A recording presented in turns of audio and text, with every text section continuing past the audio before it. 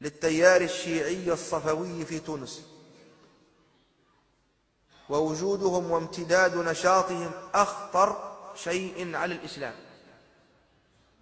فهذا البلد بلد سني رغم أنوف الشيعة الروافض على اختلاف طوائفهم، ولا مكان لهم في هذا البلد.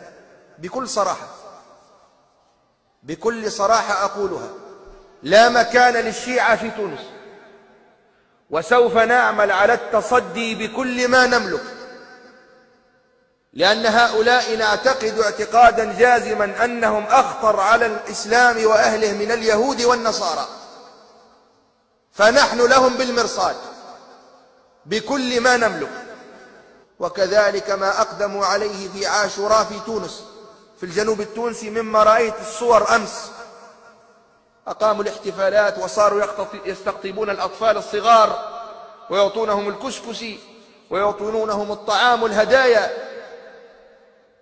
يريدون استقطاب جيلنا وأبنائنا السني الذي يتولى الله ورسوله وأصحاب نبيه صلى الله عليه وسلم.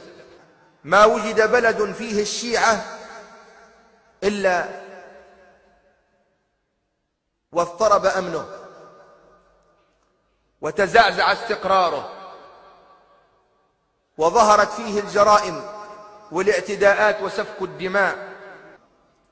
وإن من الجهلة ممن جهله جهل مركب يقول هؤلاء وصلوا صنعوا الصواريخ والقنابل النووية وأنت ما زلت تخرف.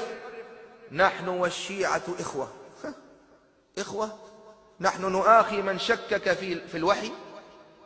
نحن نختلف مع الشيعة لا في مسائل فرعية، بل في أصل الأصول، في رسالة محمد صلى الله عليه وسلم.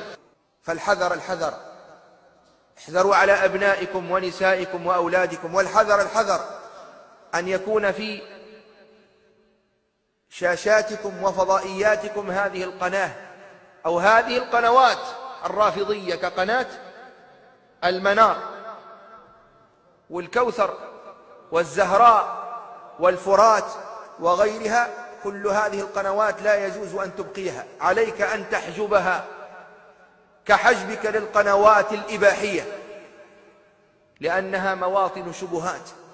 لعلك أن تغيب أيها الأب فيفتح ابنك أو ابنتك أو زوجتك على هذه القنوات فيستحسن هذا الكلام فيضل من حيث لم تشعر. أسأل الله تعالى أن يخزي هؤلاء وأن يفضحهم وأن يطهر بلادنا